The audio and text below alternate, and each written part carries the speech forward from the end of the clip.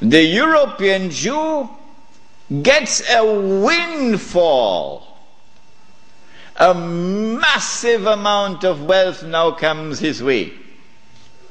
How? The hadith was that the earth would yield up its treasures to Dajjal. A child was playing, a black child, was playing in a village in South Africa. And this child, in the middle of the 19th century, found a big stone, glittering stone. Child took it home, showed it to the parents. Parents took it to the chief of the tribe. Chief of the tribe took it to the white commissioner. White commissioner sent it to Cape Town or Johannesburg, one of these places, to have it examined, and promptly came the reply that this was a huge diamond. You think that happened by accident?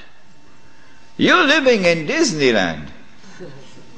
No, the stage was now set when that diamond was discovered. Because now we know where the diamonds are located.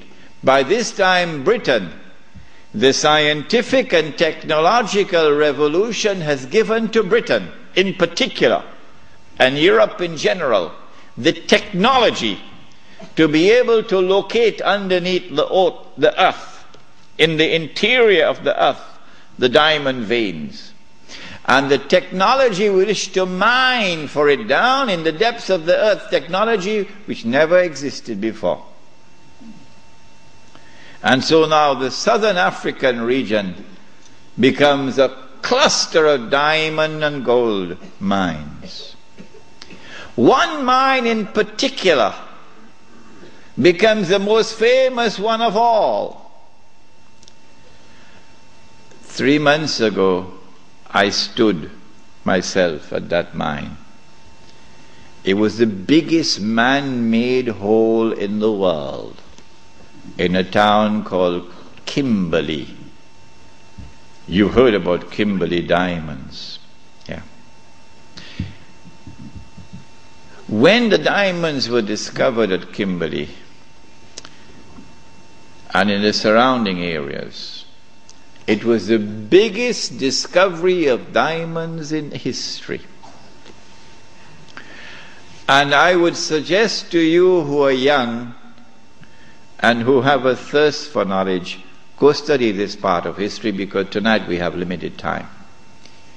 What the Jews did, using an Englishman who was not a Jew, Cecil John Rhodes, using him as the front man. They always use a front man, but they stood behind him, and they were able to manipulate the situation and gain control of the diamonds. The De Beers Consolidated Diamond Company emerged and taking control of the diamonds. And the Rothschild family in Europe finances now the mining operations.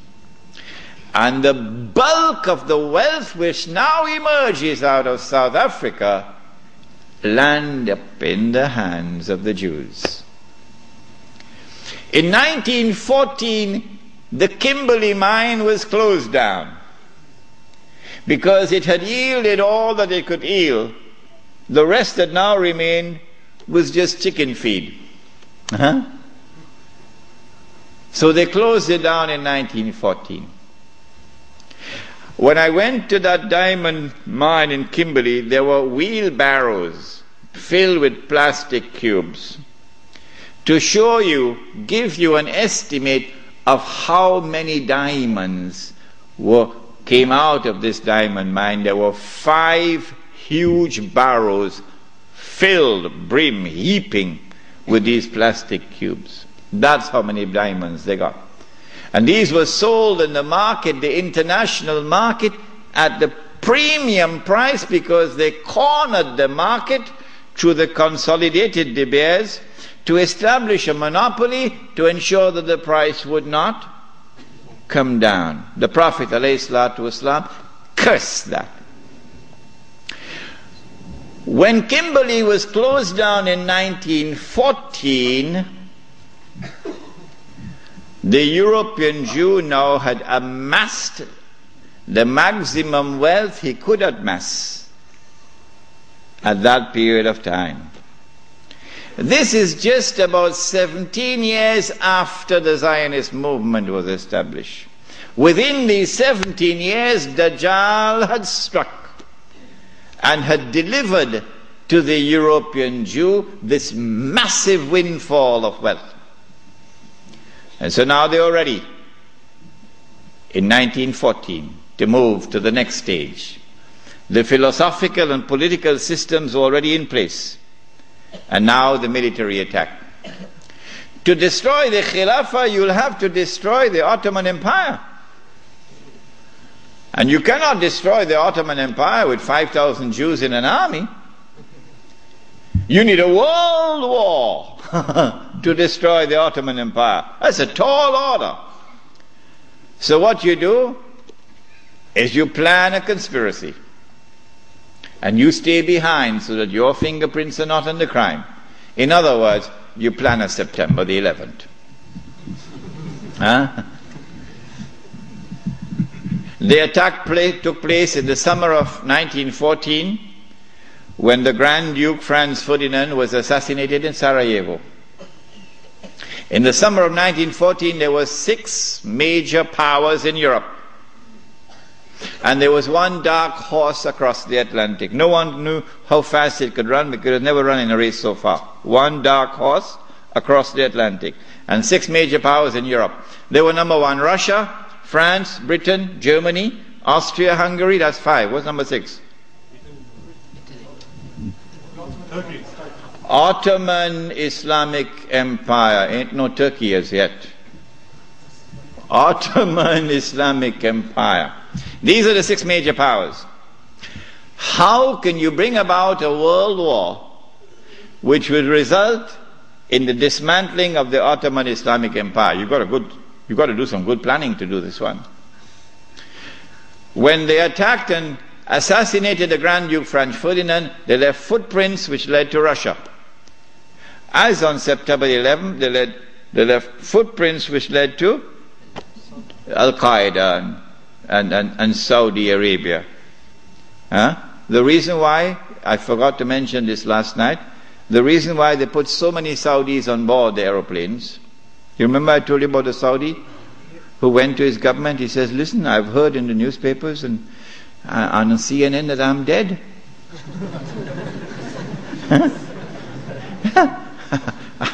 It seems to me as though I'm alive.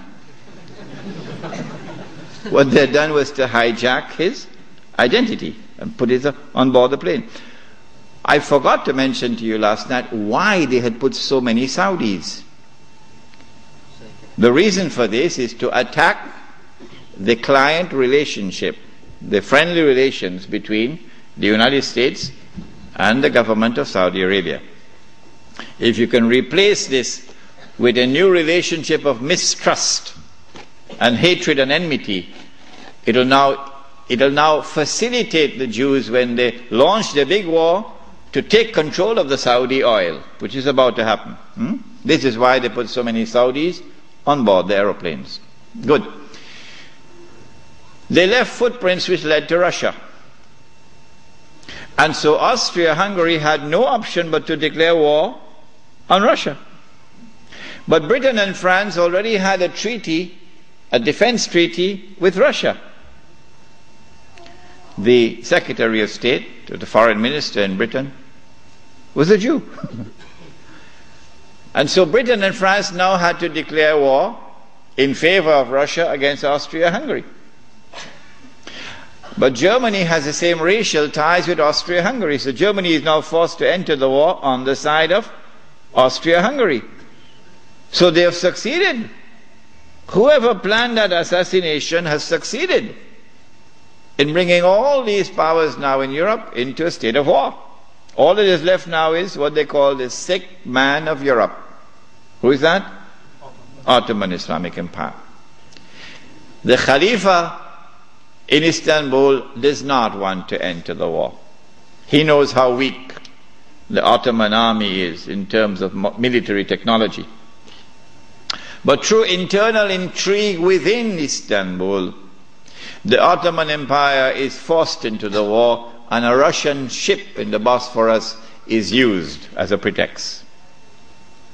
Once the war started, that massive wealth which the Jews had accumulated is now going to be used strategically for the purpose of influencing the direction of the war to get the prize that the Jews want. What is that prize?